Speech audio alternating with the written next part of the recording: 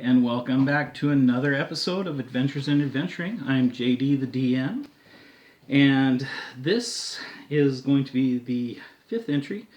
This is called the Valley of Order. Abaddon has returned from his sabbatical, and he has found the Valley of Order, where he knows he can go through the trials of the Paladin. The trials that he needs in order to gain his god's favor and to actually become a full-fledged paladin. He returns and tells the party that that he's found the Valley of Order, that's close by, and it's just a day's journey away, and they got to get there. Well, Ariante finds that he has pressing matters of the kingdom to attend to. Excuse me. And Orissa, upon receiving the shocking news that she had a child, became decisively drunk for a full week. So, Sombria and Gerald decide to assist Abaddon through the Paladin Trials. This is Abaddon, our half-orc paladin. So they set off for the Valley of Order. When they arrive at the valley, they immediately notice that this was anything but a Valley of Order.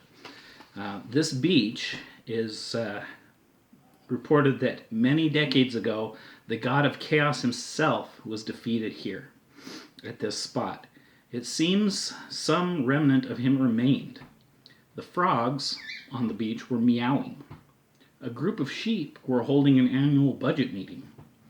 The waves were turning to flames on the beach, and a cloud hovered in one spot where pebbles were falling upward into it. Here the party was approached by a wristwatch with a large mustache.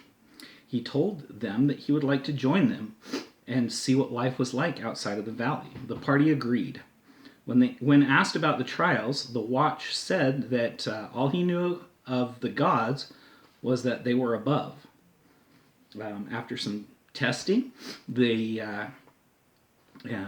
trying to get up, they jumped, they threw rocks up, they stuck a frog in the cloud where the pebbles were going up, and the frog went up into the clouds.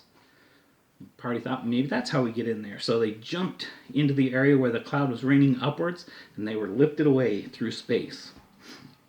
They materialized on top of a giant column amidst the clouds, the statues of 5 gods around them: Zeus, Apollo, Ares, Poseidon, and Hades.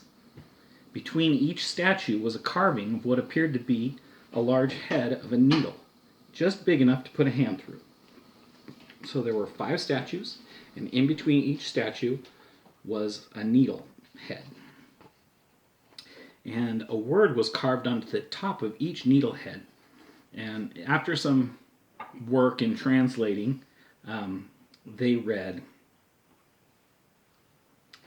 obedience, sacrifice, valor, virtue, and cunning. 3 women materialized and welcomed Abaddon and his companions to the trials. They were dressed in beautiful robes, and each of them had a kind of sewing motif about them. They had needles and thread and scissors. One of them was doing some needlepoint. Anyway, they each gave a spool of thread to each of the party members and told them that they should guard them as if their lives depended on it. They gave warning that though the trials were real, as could be, that the trial of obedience held the highest stakes. They said that their destiny was bound to whatever god they chose to follow, and then they vanished. Well, the party deduced that if they tied the thread to a god and then passed it through a needle, they would be transported to that trial. So the first one they chose was virtue. They got to an area up on a hill, and they could hear ruckus going on, and they look down over the hill, and there's a village that's being razed by this black knight, and it's burning, and he's killing everybody, and this woman is running away with her child.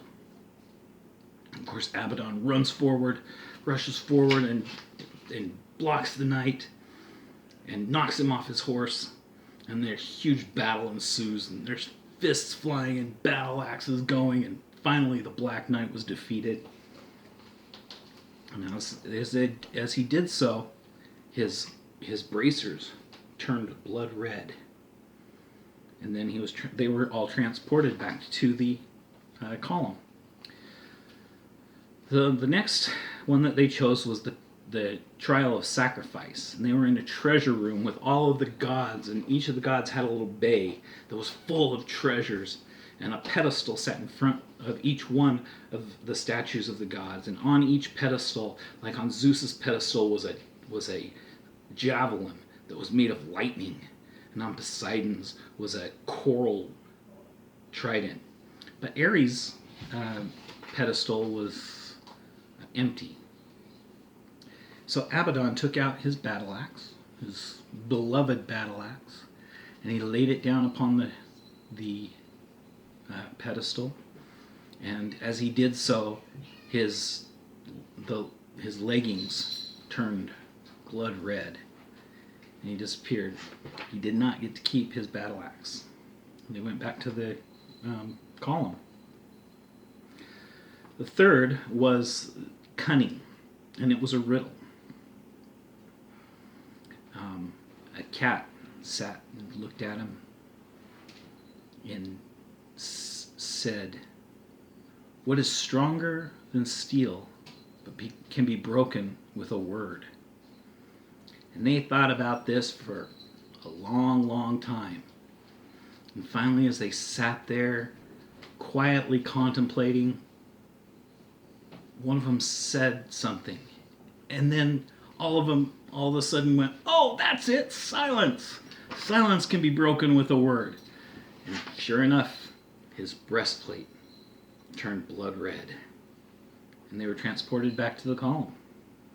The fourth test was the test of valor, and they commanded a small army of 300 farmers who were being attacked by a huge army of soldiers and all sorts of war items of warfare, and there were catapults, and they had this huge epic battle between the two armies. Of course, they were going to lose. The farmers said that they would fight to the death, that nothing would take their land from them, that nothing was worth more than their land. They would give their lives for it, and in the end they were all wiped out. And the three of them surrendered to the captain. Well, they walked up to the captain, and the captain said, "You can leave with your lives." And they said, "No, we will fight to the last man." And as the captain gave the order for them to be wiped out, Abaddon's shield glowed red, blood red, and they were transported back to the column.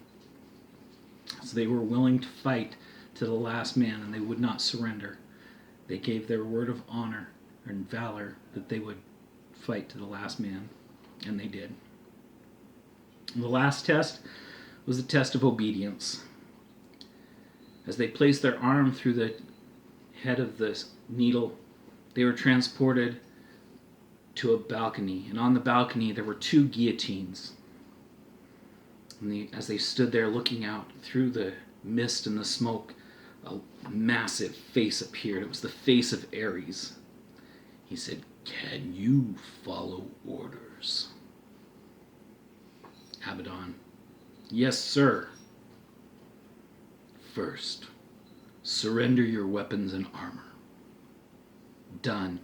Took off his armor, threw it on the ground, threw down all his weapons, as did Sombria and Gerald. "Very good. Next, Abaddon, arrest these two men." "Yes, sir." He tied up Gerald and Sombria. "Third, Abaddon, execute them."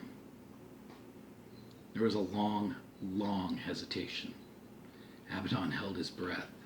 You could see it in his eyes. He was just like, can't do this. I done.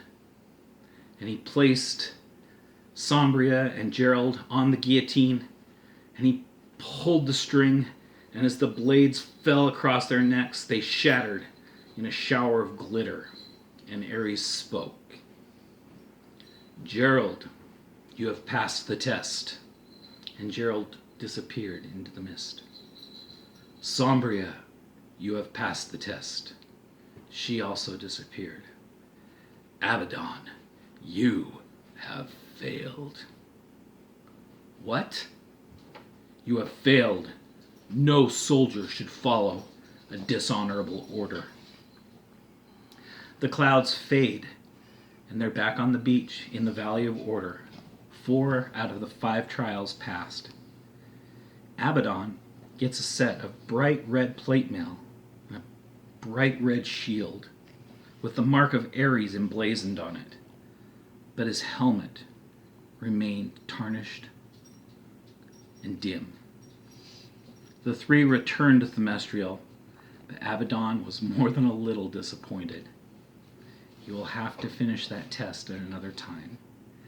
And at another time, we will give you more of our adventures. Thank you for joining us.